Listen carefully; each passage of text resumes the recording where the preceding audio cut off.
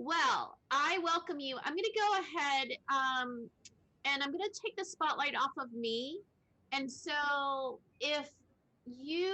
so any sounds, it should click over to you if you ask a question, anything like that.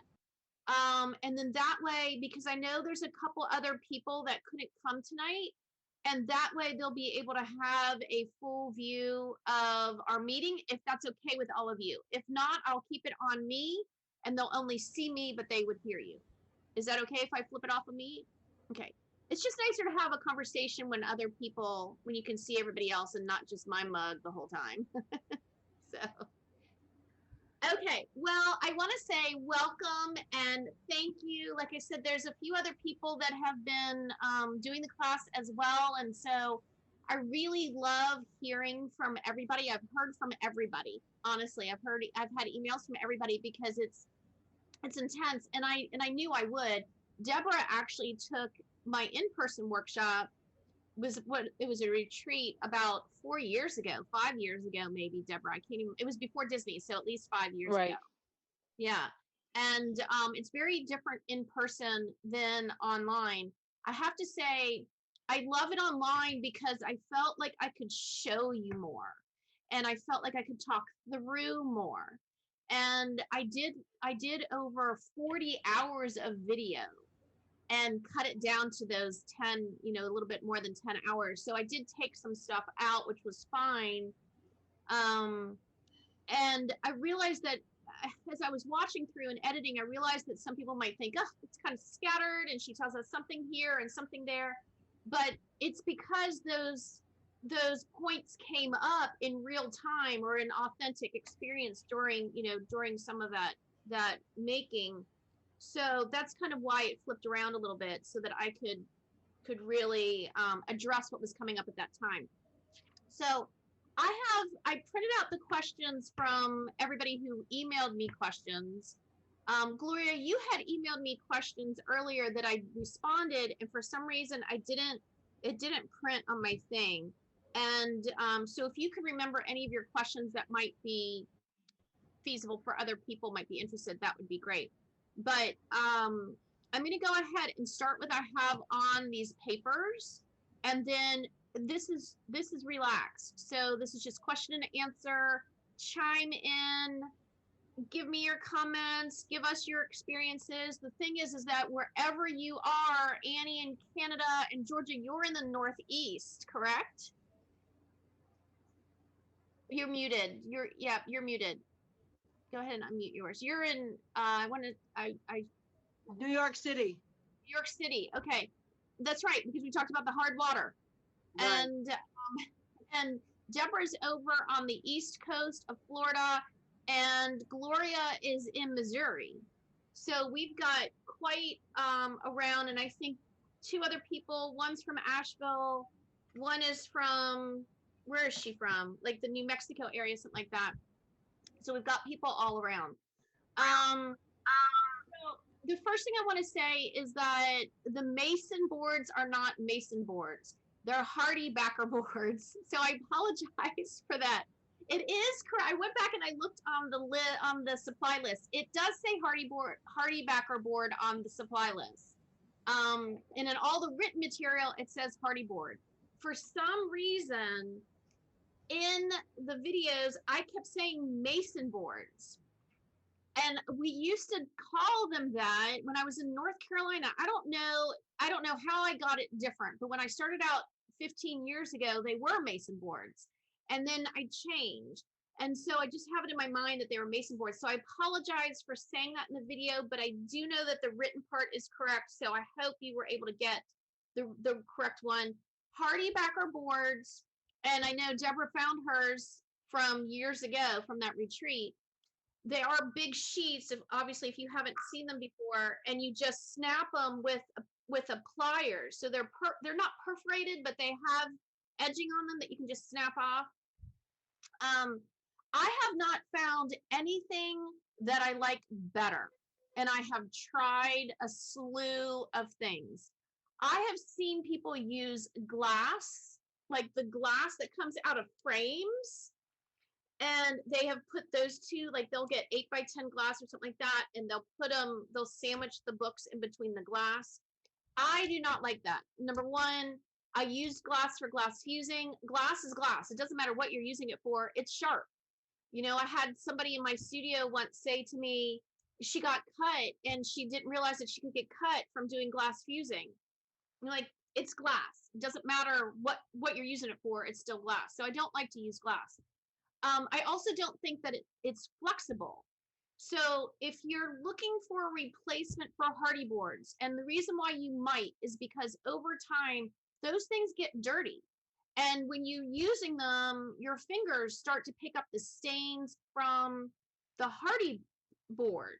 And so I'm really careful when I'm touching that white paper to fold it and, you know, make my sizes that my fingers, that I haven't touched the hardy board first, because that black staining will go onto that paper. So the properties that make the hardy board so great is, number one, they're easy to snap to size, but two, they're flexible. They can bow a little bit. And that bowing is what's important when you're clipping them together. And what I have told people in the past, like at retreats or people getting more at home, you can boil those hardy boards first a few times to soften them up, and then they're easier to use. So that is one thing you can do. The same thing with the clips. When I get brand new binder clips, I put them in the top of a boil and let them go through the process maybe 3 or 4 times before I even use them to clip any of my books together, because then they soften up and you can pinch them easier, that kind of thing. Georgia, I think it was you that said you weren't able to use the clips, right? You used some bungee cords. Yeah, exactly. So here's the trick, and I did show you, I think, using bungee cords and the clips in one of the videos, because I do use those little bungees together, but I always use them in association with the clips, because once those plant materials soften and shrink, the bungees are not tight enough, but the clips get tighter because they'll keep, grasping. Here's one of my tricks that I don't think I included in there. I let my packages sit overnight if they're really thick. And I put my packages with the mason board on the bottom and the top, and I sit them on a table, and I put weights on top of them overnight. So I might have 10 pounds of something on top of them, and they'll press down, and by the next morning, I can clip them a lot easier. Oh, okay. I'll try that. Yeah, so that's something I just recently started doing. I never had time to do that before, but now I just started doing that. I did it years ago, and then when Disney was just, I didn't have time, so I forgot some of these tips. Okay, and then the other question I had from a few people was about adding dye to the water, like RIT dye or something like that. So that's up to you. But when you do RIT dye, you're taking away all the natural being of the plant element. And I hate to say it, but I'm kind of a purist in a lot of things. And I am a purist in this. And I'll tell you, one of the things that you can even Google this guy. Years ago, when I started doing this, about 10, 12 years ago, when I started really getting into it and finally getting my own style, I Googled boiled books. And it came up, back then it even came up with some different videos. This guy went out and he foraged for leaves out of his backyard, which is a good thing. And then he brought them in. He had these like huge branches, which was crazy. And he put them in between typewriter paper. And he clamped them with those huge heavy duty clamps. And then he had a frying pan type thing that he filled with water and blue RIT dye. And he put the packages in there and he boiled the thing up, and then he shows the result. And the result was basically the plants masked the paper so that the blue RIT dye went all the way around it. There were no plant stains at all, none at all. All it was the blue dye with, if you've seen the cyanotite, which is a sun dyeing thing, it looks kind of like that, but it was done with blue dye and masking. So So he, of course, ticked me off because he called it boiled books. But anyways, but so when people ask me that, they've asked me that for years. People can get some really good results if that's where you're going. So with the boiled books, the way that I do it, it's all natural and all of those things. However, boiled books is an art. And if you want to take your art to a different, on a different tangent, you could definitely play around with dyes.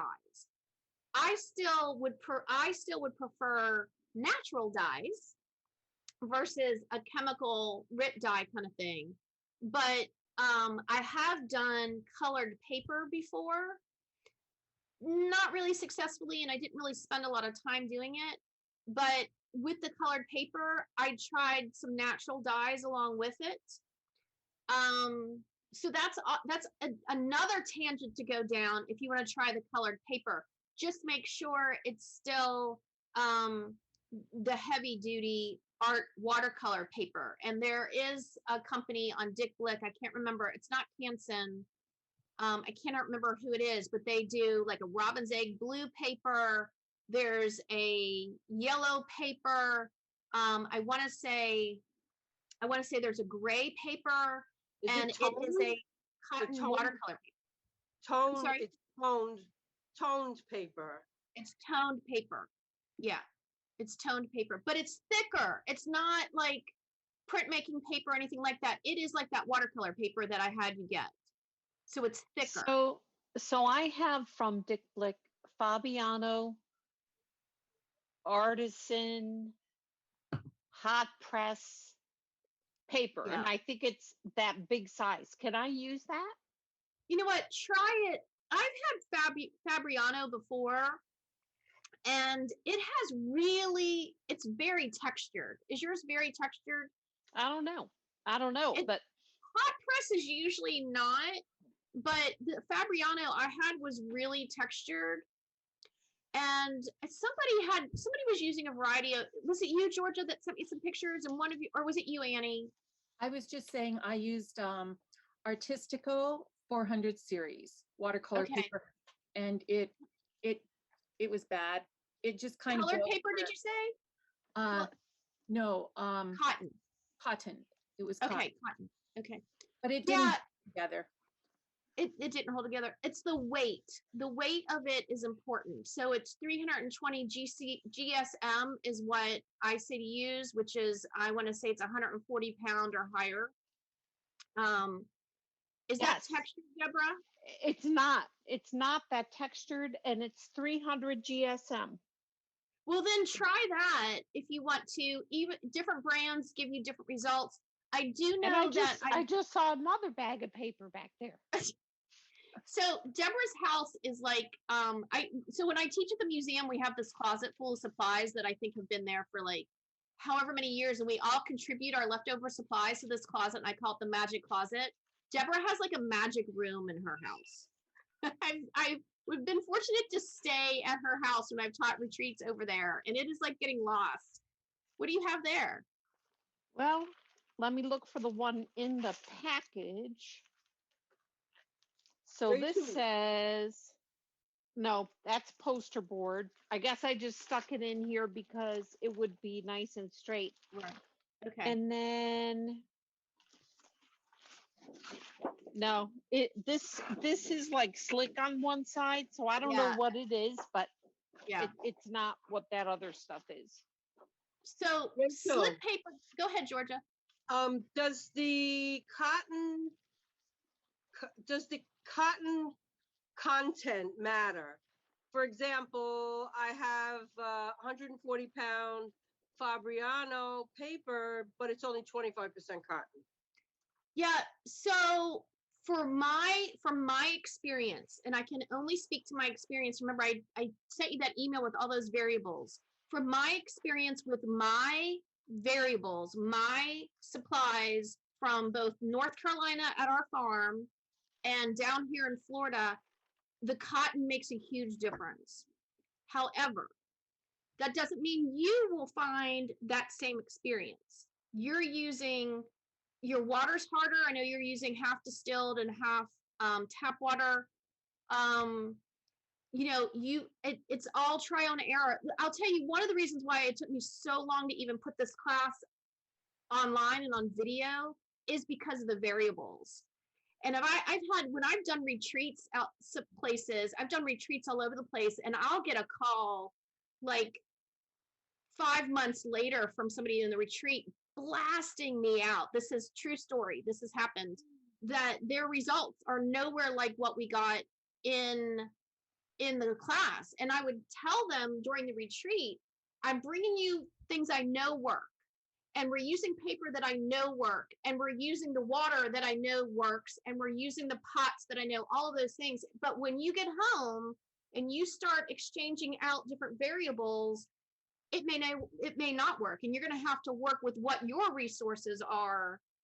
You know, and my whole thing is I want you to leave like my retreats with the success, so then you can have something to compare your future things. That's kind of like your what's it called when you're doing experiments? That's like your science person, like your, you know what I mean. It, you know, but that's the thing that works. So that's what you're trying to get to. The texture paper that I was referring to, I had some Fabriano watercolor paper that's textured, and it's highly textured. And I've done different sizes besides the ones that you saw in the video. And so I was trying to do something bigger to make a stiffer journal cover. And it just doesn't work on highly textured, highly porous paper. It has to be porous, but the textured porous, it's almost like microscopic sponge surface almost. It doesn't work because there's not enough surface material to grab the stain, if that makes sense. Yeah, you know something? I think the paper I used, I know it's Canson, but I think it's textured now that I'm looking at it. Yeah. So the what was the one that you used? It was Canson. I used Canson Edition. It's called Edition, and it's a rag cloth. So it's 100% cotton, but it's a rag cloth. I used to have somebody that made paper for me, specifically made it, and I bought it from her.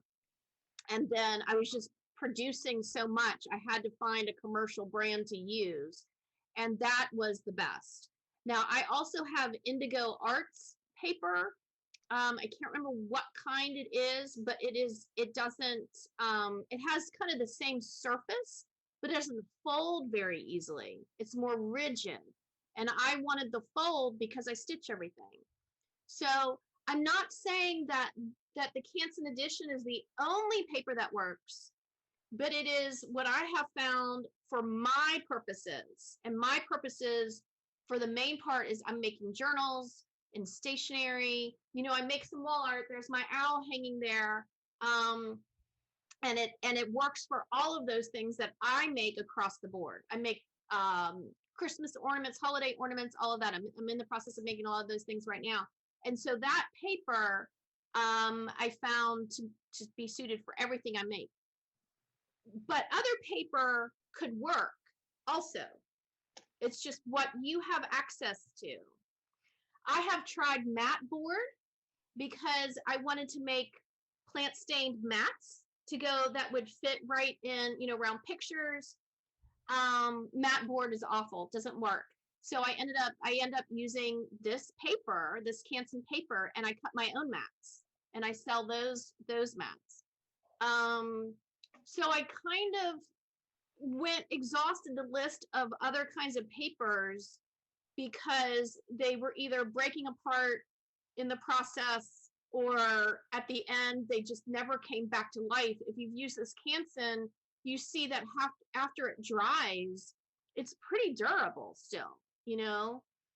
And I've used in my books, I use them with everything from, I think I've used everything in them, acrylics and oils and pastels and charcoal and watercolor, of course, and wax. I've done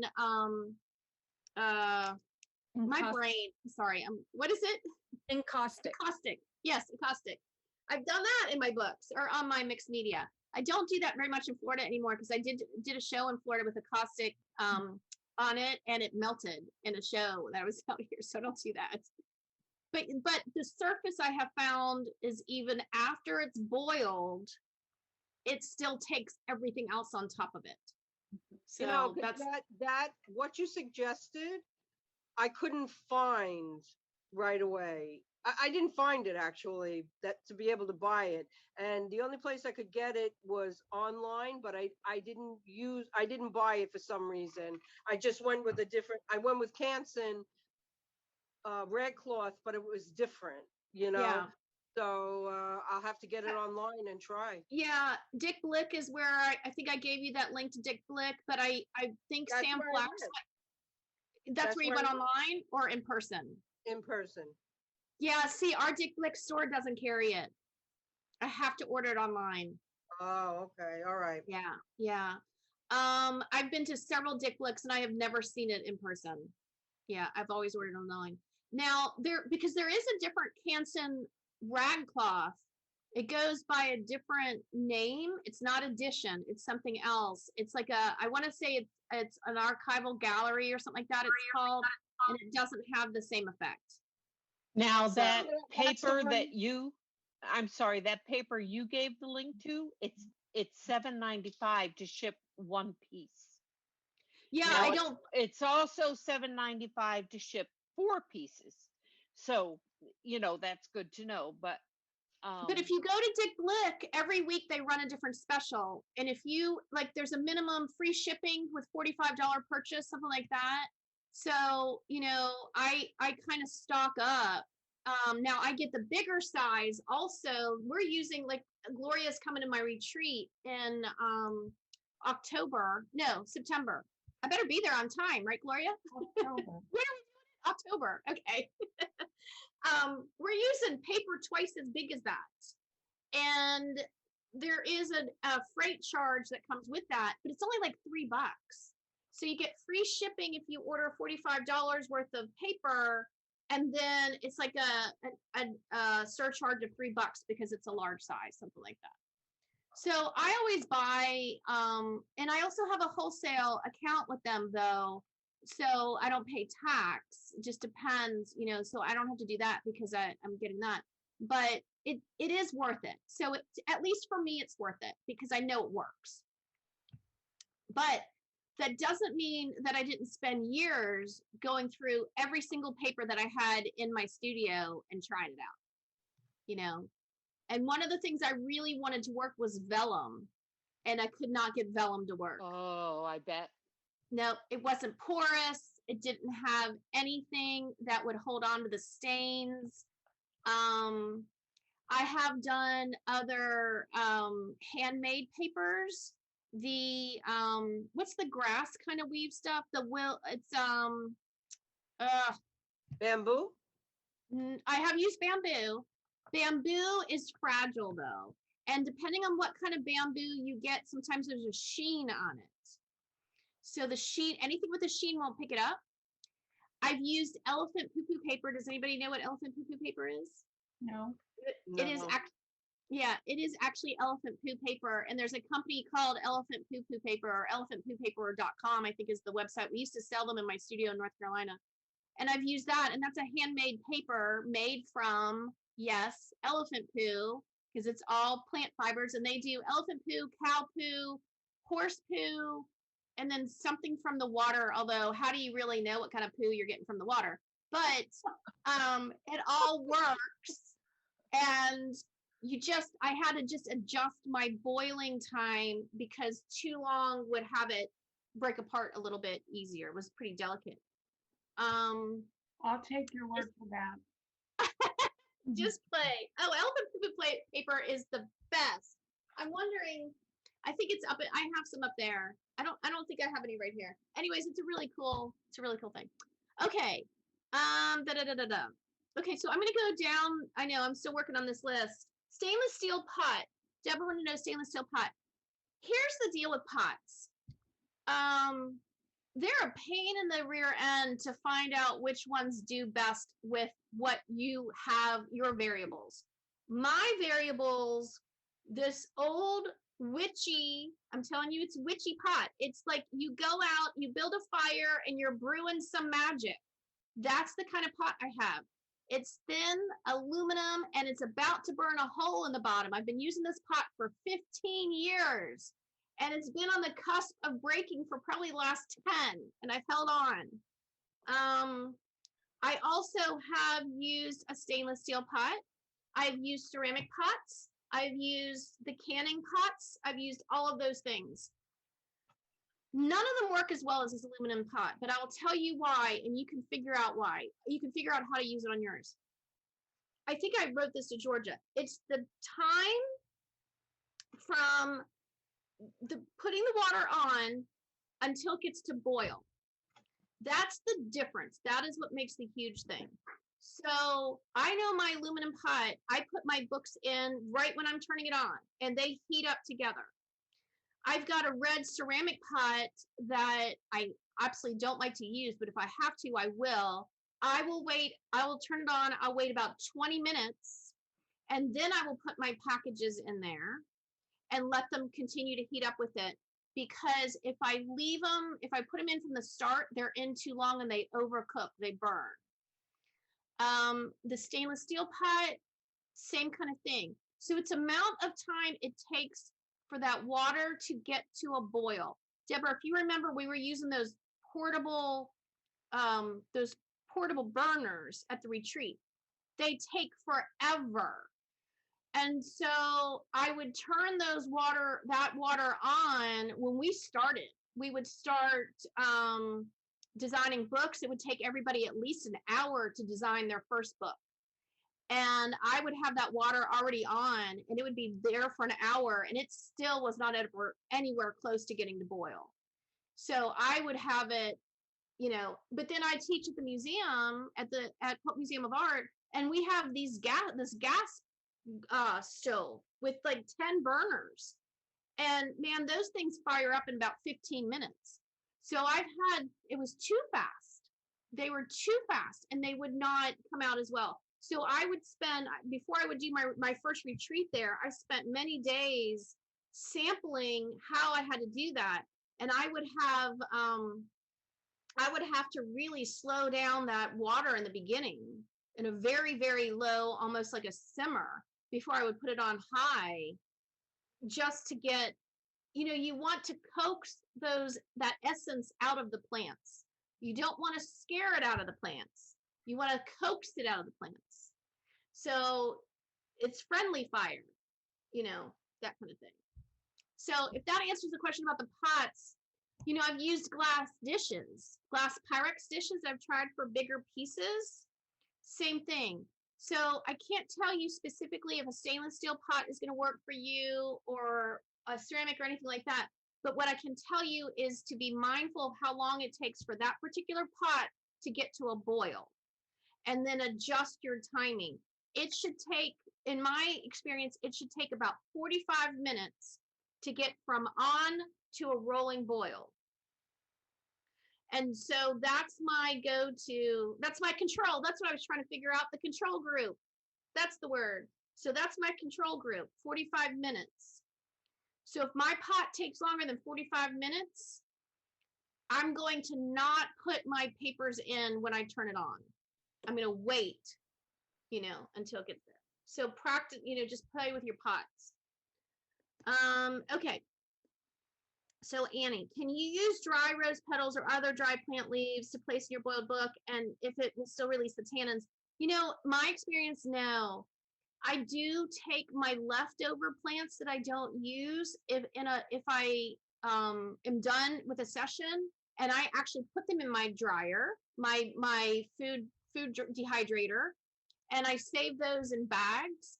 And a lot of times when I gift pottery in little boxes, I'll just throw those dried petals in and all that, but they never work to rehydrate.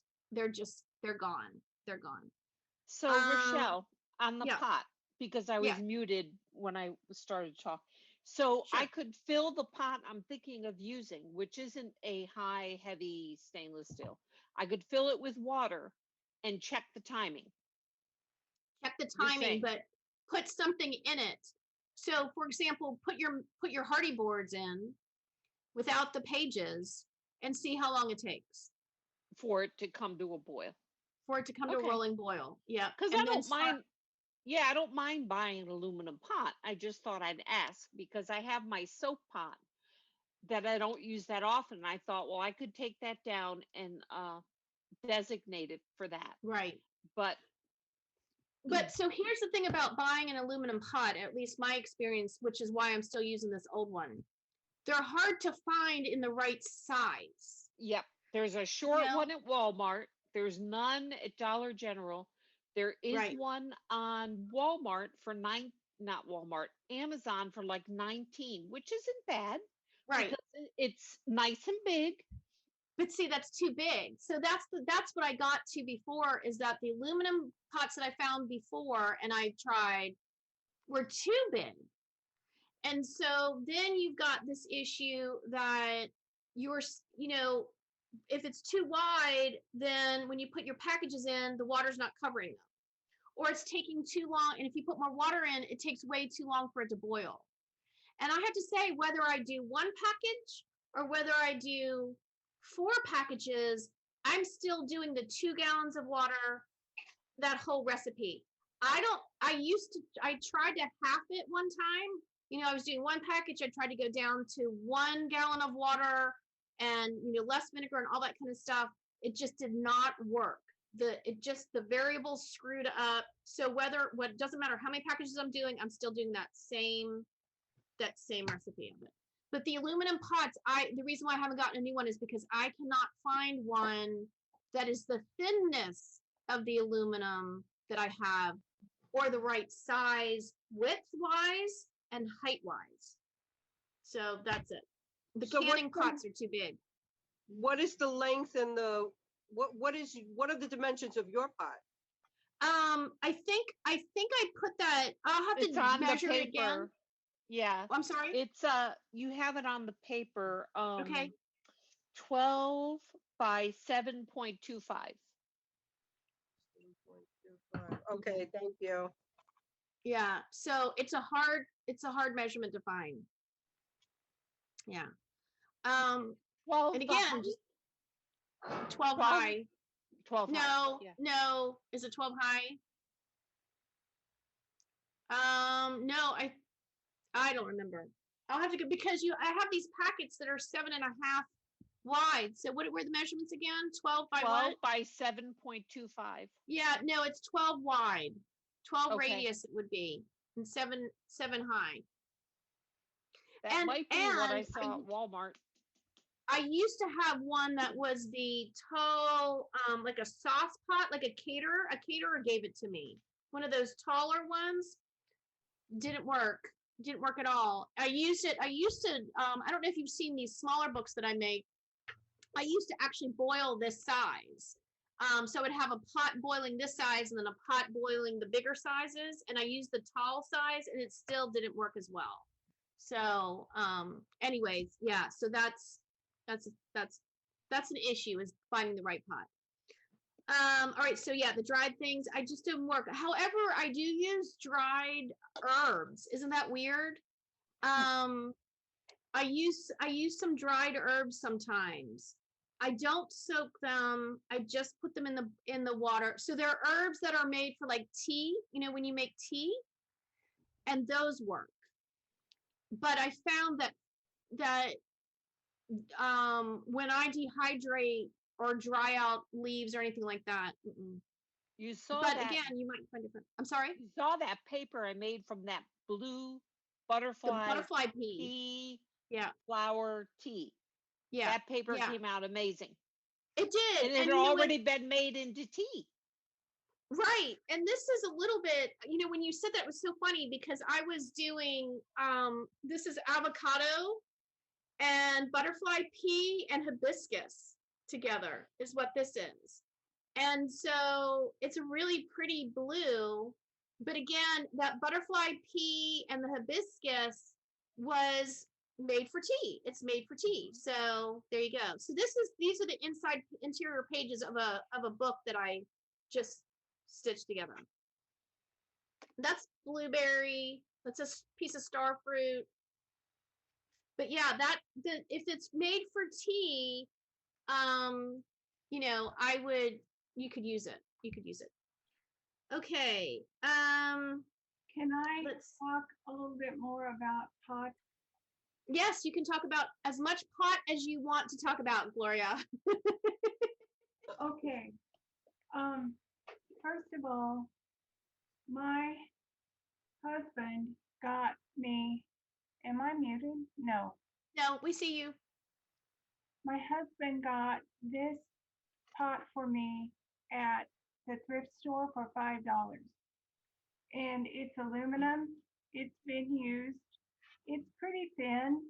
It's 7 inches high by 11. Perfect. And I had one just like that and I got rid of it. I used to do my jelly jars in it. yeah, And it looked so old, I got rid of it. It would have been perfect. It would have been perfect. So Yeah, have you it used was- that, Gloria?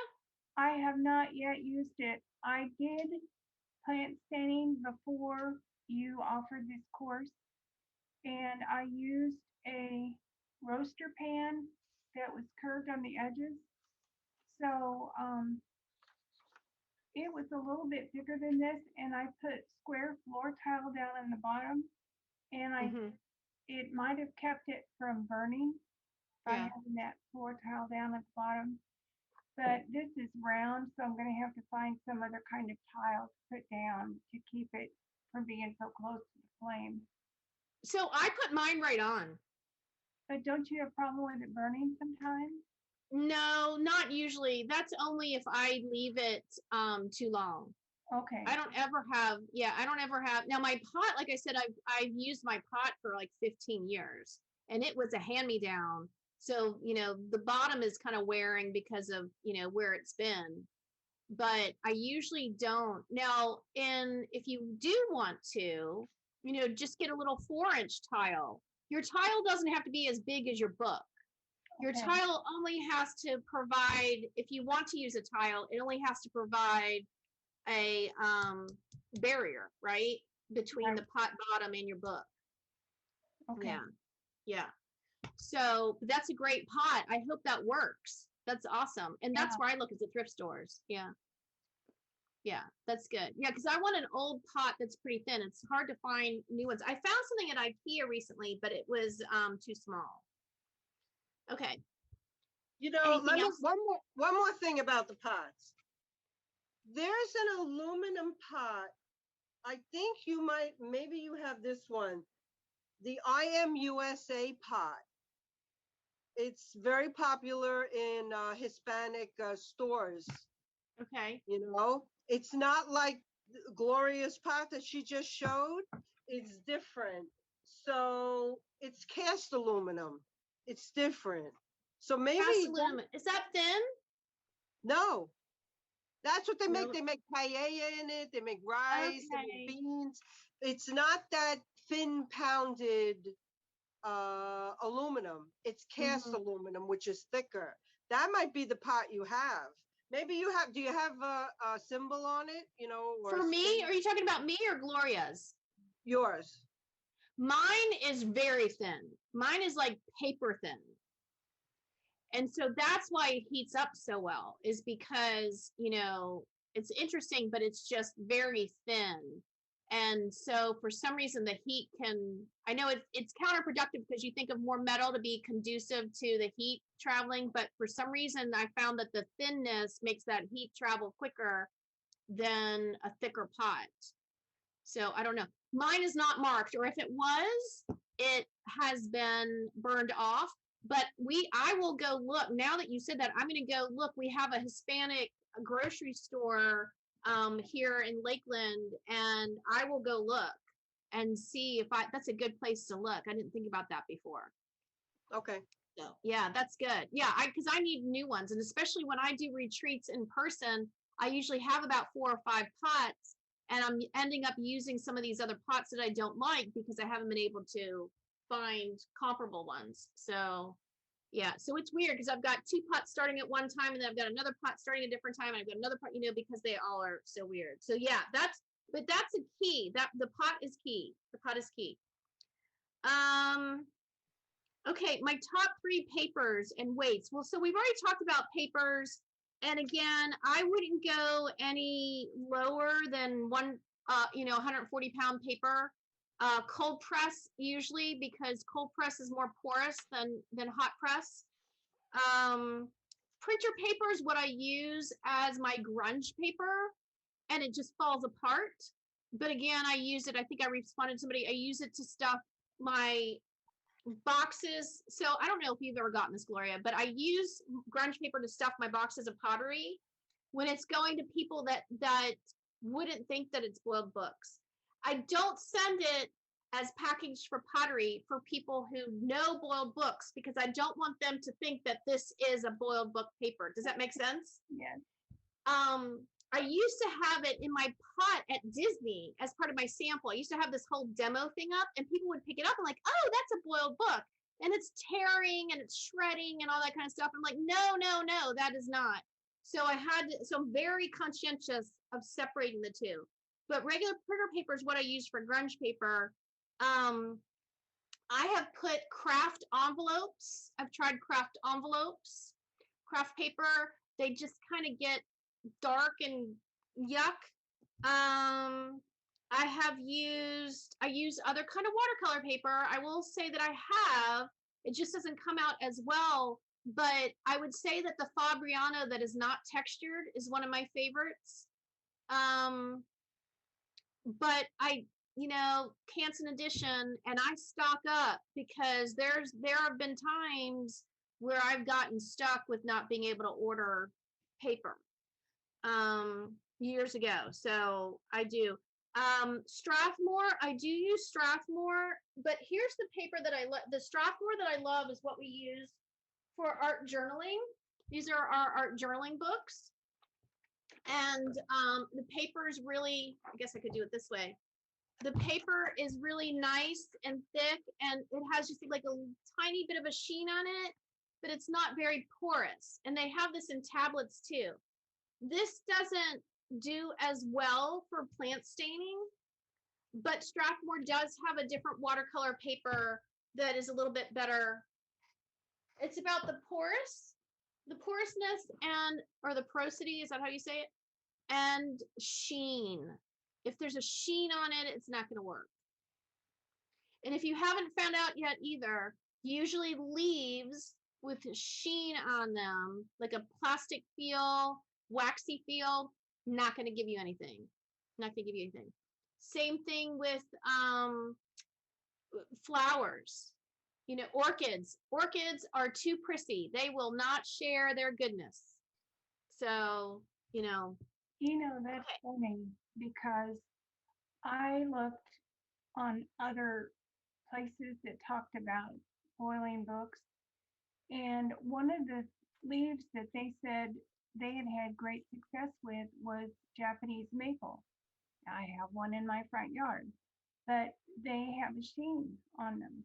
Yeah. And all I ever got out of them was gray. And I thought, what is so special about this? Right. Yeah. So that's good. But, to know. Go ahead. That's good to know. Yeah. So anything, if you feel the leaf and it has that sheen, usually for me, it doesn't work. I will say I've done a lot of research on other people doing it. And again, I am not saying that mine is better than anybody else, but I've done all these years of research, and the difference I can tell you is that I try to add very, very, very, very little to what I'm doing. I want it as natural as possible, which is why I only use the white vinegar. And even then, sometimes I use that for permanence. Let's put it that way. That is how you get something to be permanent, is the vinegar.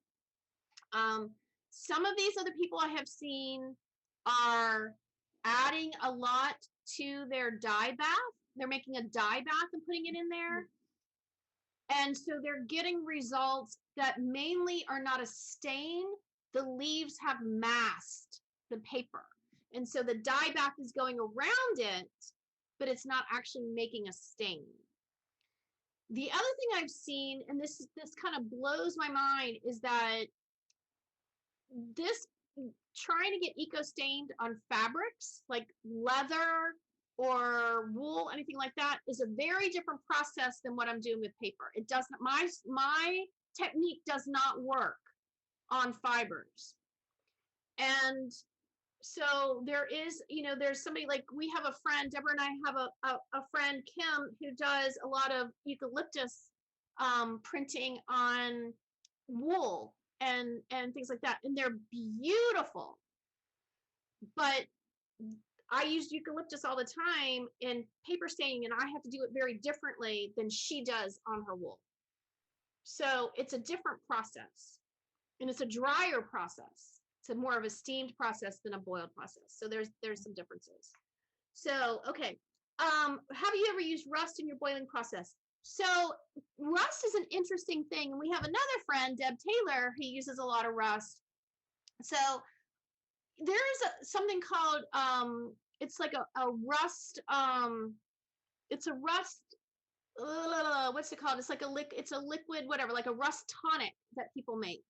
And they're soaking this tonic for days, weeks, whatever. And they're putting things into this jar of water and letting those things rust over time. And so then you have this rust tonic. And so I have seen people use this rust tonic in their boiling. I've also seen people take the rusty pieces now that they have been broken down and put those in the pages and all that. And yes, you definitely can do that. You again are going to get a different result. Mine is so plant focused that I don't use that. Now, the difference between the paper that I'm doing, and then what I was telling you, like about somebody doing fibers, is they could actually roll their fibers around copper pipes. And just by rolling fiber in a cup and with plants on them, so they make a sandwich of fiber. Let's put it that way. So there's fiber, plants, and then another fiber. And then they roll it around like a copper pipe. And they're going to get a different effect because that copper conducts energy, conducts heat, and it pulls the heat into the center of that bundle that they're making, as well as have the heat on the outside. So they are going to get a different effect with that as well. And of course, the copper is going to taint the water, the dye bath, and all of that a little bit. So yes, you can definitely do that. I don't, but that doesn't mean you can't. You can definitely do that. The other thing, one of the things that I have done recently, and I don't think I have it here, is I've taken some metal jewelry. So there's like silver jewelry. I have a silver butterfly that's an open pendant, and I put that in, and I got this image. I haven't sold anything like that yet. I don't even know if I've publicized it yet. I'm just kind of playing around with it. And it works, but I'm a purist. So in the midst of all these beautiful stains and this imagery, there's a butterfly that's actually a butterfly. There's no question about it being a butterfly. It is a butterfly. And I'm just not quite sure how I feel about it, because part of the reason why I love boiled books so much is the imagery that all of it comes together and creates. I love that. I think it allows my imagination to soar, and I start drawing things that I never would have drawn before. Deborah has taken one of my in-person classes where we did the imagery on pages, and she's found so many things, right, that you were just talking about your elephants that you had made. And the giraffe. Yep. So the answer to that question is yes. And you can decide, and again, you're creating your own style. My encouragement to you is find your style. If that is your style, that's beautiful. Deb Taylor, that is her style. It is gorgeous. It works for her. The coppers, the rust, all that kind of stuff. It's just not my thing, but I love it, and I respect it, and I'm just so impressed by it and inspired by it. Using alum. So alum is your choice as well. Years ago I used to use, I never even pronounced it correct. Alum, Alum. whatever. That's my North Carolina thing, alum. alum. I used to use it about a dozen, probably about 12 years ago. And I just haven't. Honestly, I think one time I just couldn't get it or something for some reason, and I stopped using it and I just didn't go back. So it will change your results. Yeah, it will change. I always felt that as long as I had vinegar, like I said, I like to add as Yeah. little as possible. Vinegar is what I, but if you're dyeing fabrics, a lot of people use that. They do use it. Okay. Yeah, the potatoes and the red cabbage. Wasn't that awesome? If you've tried, Yeah. they're fun. The And potatoes. Yeah, Go ahead. vegetable, I had never heard of that. Yeah, yeah. My secret. So you guys are sworn to secret. I didn't even tell them in my retreat about the cabbage. The cabbage is my secret weapon. Go ahead, Annie. Well, yeah, I was gonna ask, how thin do you cut your potatoes? As thin as I can, because the thicker they are, the more chance they're going to break your page. Yeah, And somebody said they had a mandolin. Georgia, was that you that had a mandolin or an aunt? Yeah, That's you did. me, Yeah, the mandolin. okay. yeah. That would be. I can't. I am not coordinated enough to use one of those. I'd rather take my chances on cutting my thumb off with a knife. But the thicker they are, the more chance they're going to break the paper because you're pressing so tight. Yeah. But those purple potatoes, I have to say, just like every other plant element, needs to be in season. And what that season is, I can't tell you because it depends on where your source is, where your resource is getting the potatoes from, and when they were harvested and all that. It's trial and error. I know that from January till about March, my purple cabbage isn't going to work. And of course, I recorded these segments in February, which was not smart on my behalf. And so you can see that my finished results were more kind of yellows and blues. And then comes April and all the purples come back. It's just how it is for every year. Okay, is it better? This is George's. Is it better to use flowers that are wilted? I think so. And I always say that the new flowers, the fresh flowers that are just in bouquets that you get or whatever, they're out there to give their glory and their beauty and all that to you. And then when they start to go out, that's their best time. That's when they're ready to share their essence because they've already radiated it out. Now they're sharing what's left over. And that's how I always think about it. Will fresh flowers have less color? Not necessarily. It just depends on the type of flower. But they're not usually as eager to share their essence if they're crisp. It's again one of those things. If they're crisp and they're just beautiful in a vase, I usually let everything wilt. I have a dedicated refrigerator for my plants, and I will just take people give me a lot of their thing like weddings, all that. When I'm doing weddings, I have them send me the bouquets, overnight them so that I have them, they're ready to go. And then I will sort through them. And some parts have to be refrigerated right away. And some parts have to sit out for some of the time. And some parts actually really should be used right away. So I have them overnight them so I can sort through them. Same thing, I do a lot of I actually do more funerals than weddings. And it's the same kind of thing. I pick through them and I know now which flowers have to wilt before they work and how to preserve that kind of thing. And it's just kind of getting to know. And a lot of times it's not even getting to know the specific flowers, it's getting to know the texture of the flower. So you can associate, oh, okay, this is this texture. I used that before. It was this other kind of flower, but it's probably going to work the same way. I need to go ahead and refrigerate this for a few days before I use it. That kind of thing. So I hate to say it, but it's kind of trial and error. You can let them wilt in the refrigerator? So it depends on how long you're going to take. So if you put flowers, well, it depends on how long you want to wait also. So no, if I need to use them in the next couple of days, I'll leave them out to wilt.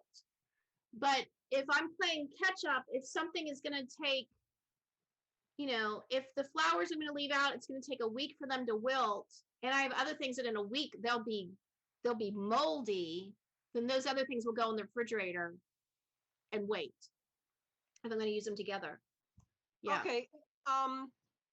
What does it mean when the flower, like I bought a bunch of flowers to use to do the eco printing, and they looked great, and all of a sudden all the little petals fell off. Mm-hmm. It's like it was like, was it frozen at one point, or was it already dying, or Yeah. So that's one of the things. That's why you have to kind of get to know where your resources are, what where your resources are getting their flowers from. So I know, for example, our local Publix, our local grocery store, their flowers are frozen. So when when somebody has a bouquet from there, or I get a bouquet from there, or something like that, they're gonna look really pretty until they're not. Then it's like there's no middle of the way part. They're gonna look pretty one day, and the next morning I'm gonna come out and they're losing all their petals. So Yeah. I know that I need to get those before they wilt, and I'll put them in the refrigerator to preserve them a little bit longer if I can't get to boiling them. So I know from those resources that they're frozen, that they've been frozen, thawed, and put out at the store, that they are not going to have the same range, the same life rate expectancy as, say, my florist, where I get all of their discarded stuff. That stuff is fresh. It's coming in from distributors. It's never been frozen. It does make a difference. Yeah. So again, you have to know your resource, and then their sources. So yeah, it's hard to figure it out, but once you get once you start doing it, not one is better than the other. It's just knowing the time frame on it. Okay. Yeah. I do say that I have tried to freeze. I've tried to, after Valentine's Day every year from the florist, I would have just boxes of red roses that they would give me. Boxes and boxes and boxes. And there was no way I could use them all at one time. So I would pop the tops off, put them in freezer bags. I would have like a dozen freezer bags of roses in there. They were the worst things in the world because thawing them out just made them mushy. It just did not work. Yeah. So I stopped freezing them because I just could not get it to work later on. They just went from, great to mushy. So you just have to kind of figure out what works. Do you put rocks or something in the bottom of the pot before I stack? So again, not usually. The only time I ever do that is, and if you saw the boiling that I had in the pot on those videos, I had 2 rocks. They're pieces of slate, really. One is kind of a thinner piece of slate, and then one is kind of a chunky rock. If I'm only doing one package in the 2 gallons, I'll put that piece of slate underneath on the bottom, and then I'll put my package on top of that.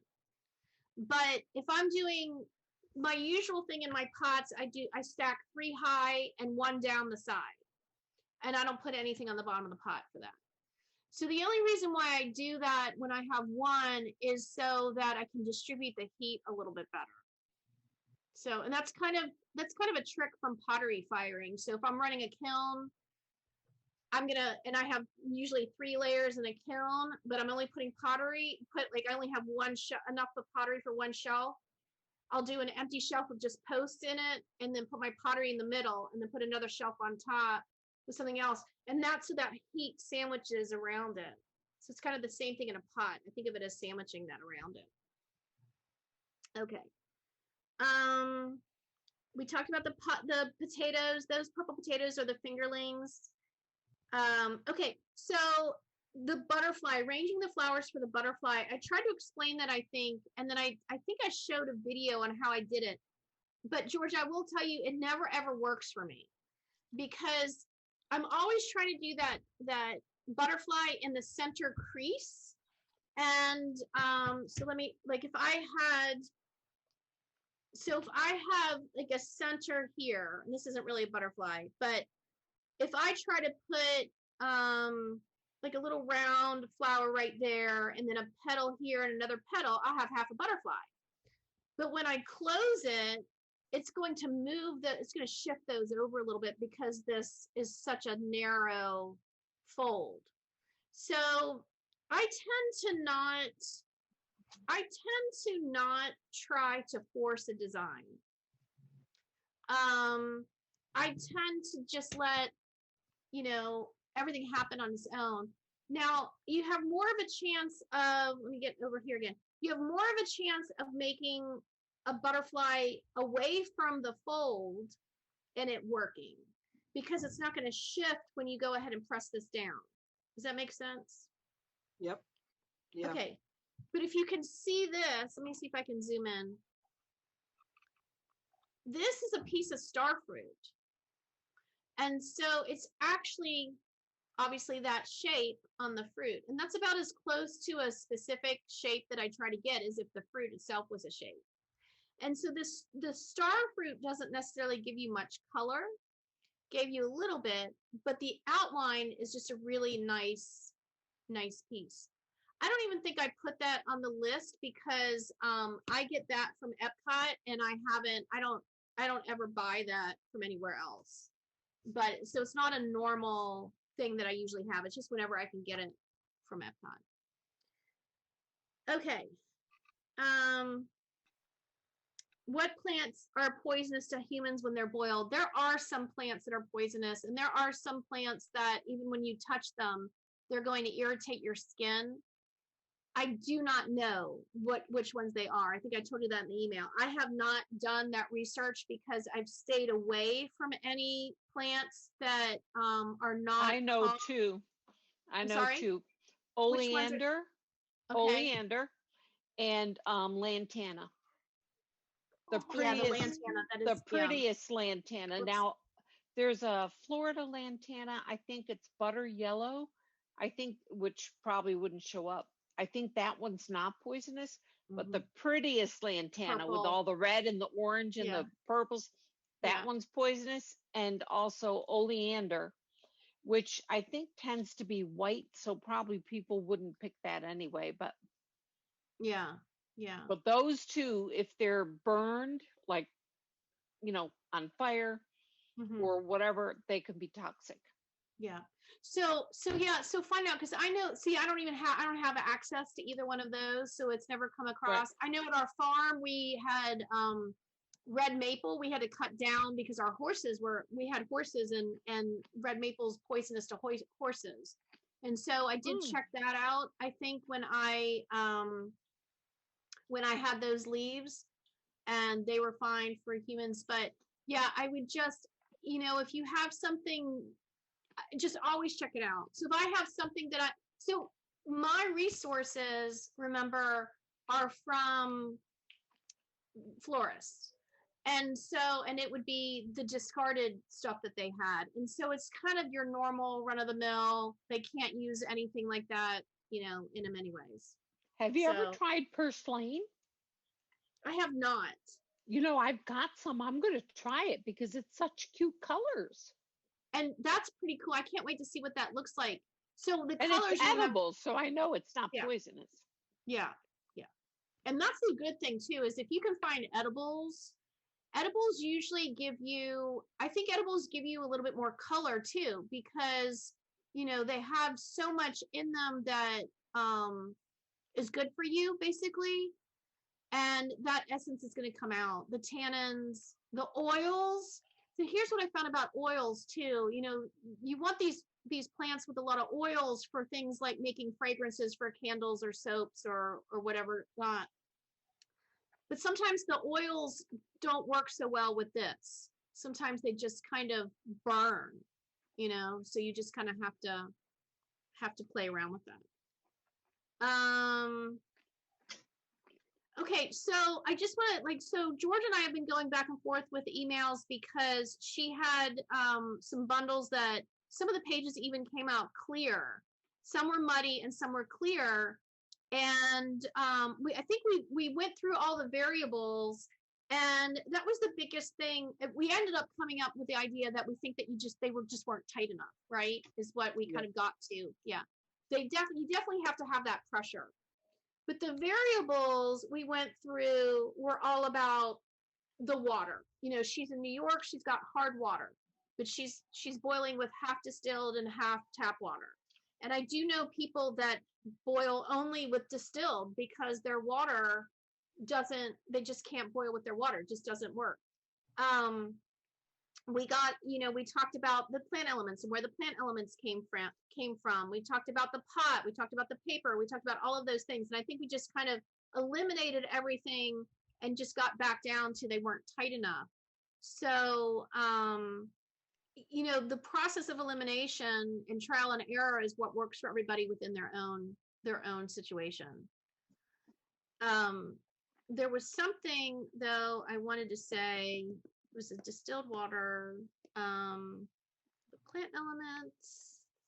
I can't remember. I just looked at it and I was like, oh, I can't remember what it was. Anyways, okay. So do you guys have any other questions about that? I have a question. If you leave the water in the pot overnight, doesn't it become distilled? I don't know. Does it? I don't know. I think if you take water and you let it set at least overnight, it becomes distilled because everything kind of goes away. Right. You have to strain it, don't you? Is there anything that will fall? Like, I don't know what kind of water you would have. Is there any elements in it that would settle?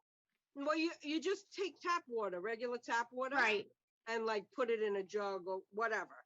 And if you let it sit overnight, there are certain things in the water that dissipate over a short period of time, and it becomes so they dissipate out. But I had a student in a science experiment class when I taught 4th grade, and she did something like that. But they had little sediments that settled to the bottom of that. Right, Annie? Yeah, you're muted, Annie. Annie, you're muted. I want to hear your pretty voice, but it's quiet. Sorry, my cat was sitting on my mouse.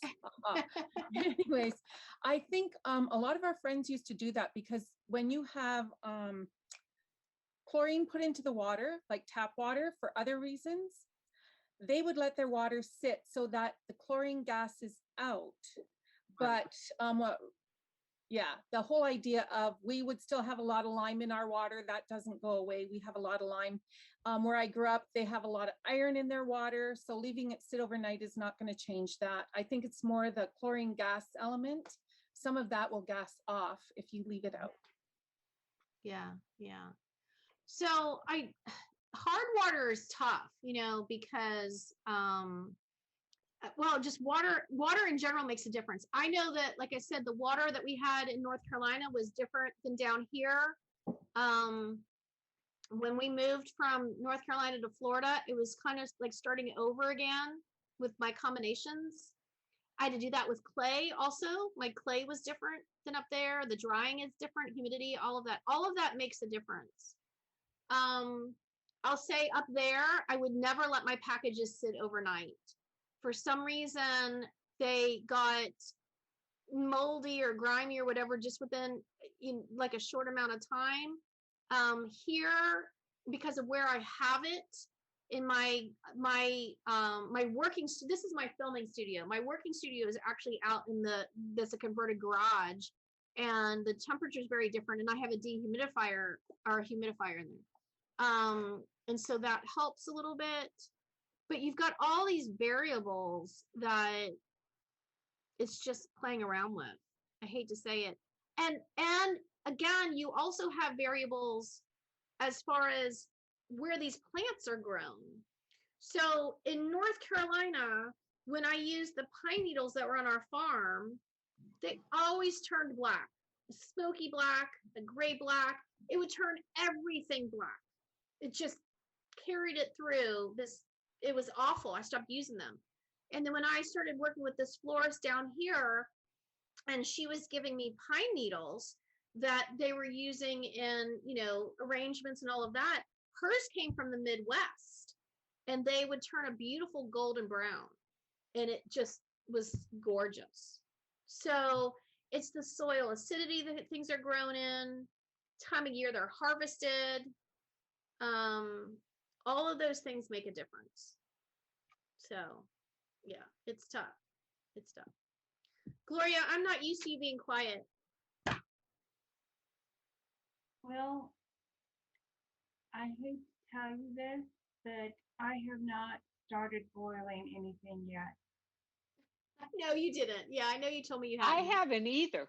I haven't either. I had company for weeks and Yeah. stuff, and yeah. But Deborah, you've done it before too, Right. a little bit. Well, I've done it too, but not with your Yeah. expertise. Well, Deborah has been in the, like I said, the in-person workshop, but I think you're going to find this a lot more instructive. I'm not cutting down my workshops. I love my workshops and my retreats. It's just Well, you it's more cannot, more individual because I can replay it, and exactly. you know that's why I signed up for it, even though I've done it before. Right, right, exactly. And I've had people that have done that retreat a few times because it's so much information. Mhm. And so I'm really glad to put this online. Again, I was a little afraid to because people started, I've had people that would, I don't even want to tell you, but like Disney people, they would come up and they would buy a book, and they were annual pass holders, and they would come back the following year and they would like, I took your book apart and I tried to figure it out, and I boiled this and I boiled that, and it wouldn't look that way, and you're lying. They would call me liar. Like, you're lying that it's boiled. I'm like, and they would just think that they could do it, and they would really rake me over the coals. And I was like, and I've done seminars where they just had me do like demonstrations for an hour. And I had somebody that called me after doing one of the demonstrations, and it was an art group that I did a demonstration for about probably 7 years ago. And this one lady called me, it was right after Thanksgiving, and she said, "You are so full of whatever." She said, "I decided to boil books with my grandkids on Thanksgiving Day," and that she didn't practice. She didn't try to do it, anything like that. She watched me do a 15-minute demonstration, and she tried to figure it out to do with her grandkids, and she cussed me out because it didn't work. And I was like, I'm sorry. There's a lot more that goes into it than a 15-minute demonstration, And so anyways, yeah, so I was a little hesitant. So I know Georgia has been emailing me for like a while. When are you doing that course? Yeah. And I'm like, oh, I know I need to, but I was just afraid, honestly. I really was. But now that you understand the intensity of it and how many variables there are, I know you're not going to cuss me out and have your grandkids come for Thanksgiving and do it for like 3 days or three hours and expect it to be wonderful. No. So, but I'm glad you're doing it. And it's just one of these arts that for me, it's the combination of, you have to know what you're doing. There is a technique. It's like any artistry, you have to practice and practice and practice, and you grow with your art. And at the end of the day, there's always a serendipitous effect also. So to me, that makes me so happy to have to let go and let the boiling gods, or like I said, I used to call them the pot gods. Now I don't call them the pot gods anymore, because we call for pottery, we call them the kiln gods. It's like, okay, so everything's going in the kiln, so you've got the kiln gods. And so I used to call them the pot gods because everything go in the pot. But now my kids are, they're like, you can't call it that, Mom. So anyways, it is an art. It is an art. So it is about you developing your own style of this art. And I'm so thrilled that you're taking on this journey and enjoying it, or will enjoy it. You'll probably throw a few things around at different times, but Yeah, I have a few ideas. I'll try them. I want to add Good. it to my artistic repertoire, because most of the time I just do watercolor paintings. yeah. So I like this technique that you did. And as a matter of fact, these the ones that didn't come out so great, I can actually, what would you call that? Like sketch in some watercolor. Yeah, so Um, that's what I was going to tell you, Georgia, because I your pieces are so pretty that your watercolor pieces is the biggest thing is that this can now be your substrate. This can be your surface that you're doing your watercolors on. yeah. And I used to, I always have said this, and I had somebody that came to Disney, one of my guests, and said, you do collaborative art. And I know that you've probably heard the story of me saying this before, but they said you would make these pages and then other people gravitate to them and they put their own art on top of them or writing or whatever. And together you're collaborating on that piece of art. And you're sending your energy out in the world. That is one of the amazing things I think about this art is that it is art in itself, but then you can take it to another step and do whatever art you do on top of it. And I lost one of my friends recently who was just an expert at that. She did one of my workshops years ago, and she was a very detailed watercolorist, realism, flowers, and she would do those on top of the boiled book pages, and it was gorgeous. I mean, absolutely gorgeous. So, one of my issues, as far as I know, a lot of times at sales with Epcot, I had a hard time because I am such a purist and I wouldn't want to do anything on top of it. And people would I want an elephant. I want this. I want, and they would want me to draw on it or paint on it. And it would hurt my heart because I'm covering up this beautiful, gorgeous stain. But a girl has to make a living too. So, so it cave in. All right. Well, I'm not going anywhere. So keep sending me your questions, your emails, whatever. At one point, if we need to do another in-person live, I'm definitely open to that. But just again, play around and just know that it doesn't happen overnight. And I've been doing this now for 15 years, but it really took me a good 5 or 6 years before I even showed any of this art because I was working from our farm and I was foraging and I had one florist that was supplying me, but it was just a really, it was a lot to figure out. And then now that I figured out the base part, there's still trial and error with some new plants and some new combinations, but basically you've got your control and just use that as a base and go on. Okay.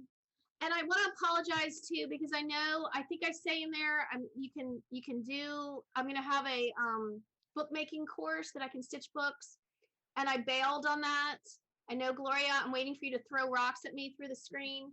But I did go ahead and refer you to Allie. I'm going to say her name's Allie Manning. I can't remember what her last name is. Vintage Book Design.